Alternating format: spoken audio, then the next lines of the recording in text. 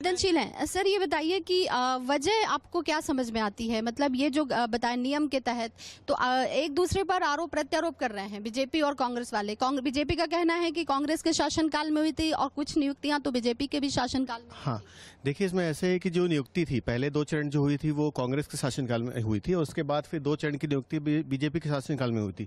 तो जो बीजेपी की सरकार है उनको राजनीति से ऊपर उठ के हमारे बारे में सोचना चाहिए, क्योंकि अभी क्या है कि पिछले 2 महीनों से हमारी सैलरी नहीं आ रही, लोगों को अपना घर चलाने में बहुत ज़्यादा दिक्कत हो रही है।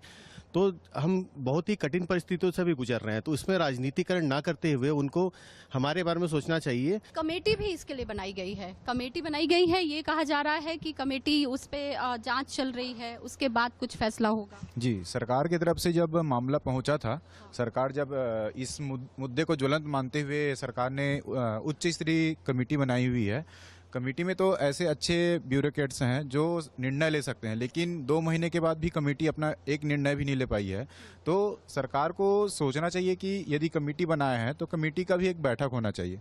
कमेटी मात्र बना देने से कुछ नहीं होता। कमेटी का बैठक हो, उस पर चर्चाएं हुए हो, उस पर उसका निर्णय हो और वो निर्णय सकारात्मक हो। ऐसा है नहीं कि बस प्रलोभन देने वाला हो। तो मैं सरकार से यही दरख्वास्त करता हूं कि जो आपने कमेटी बनाई है उस कमेटी का एक निर्णय सकारात्मक हो। जो 3000 जो पीड़ित अभ्यर्थी हैं, उनका परिवार है, उनको एक सकारात्मक पहल करते हुए उनको न्याय दिलाया जाए। आप लोगों की किसी मंत्री से या जैसे अभी बात हुई है कि हाँ इस विषय पे आगे उनकी क्या चल रहा है, या किसी अधिकारी ने कभी आपको, जैसे जो कमेटी से जुड़े लोग हैं, उन्होंने आप लोगों को मिलने बुलाया या आप लोगों की मुलाकात, कोई बात हुई है?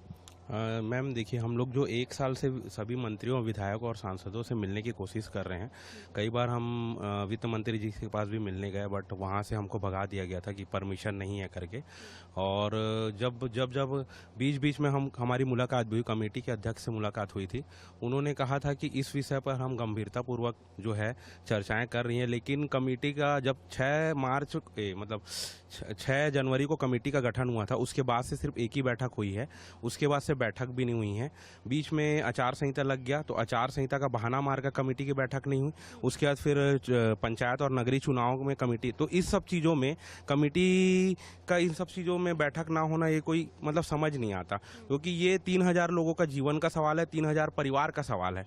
तो इसमें जो है कमेटी बनाई गई है तो उनको गंभीरतापूर्वक जो है डिसीजन लेना चाहिए जल्दी से जल्दी, क्योंकि कब सिर्फ कमेटी बना देने से हम 3000 लोगों का परिवार तो नहीं चल पाएगा। 2 महीने से हम लोग बेघर हो चुके हैं।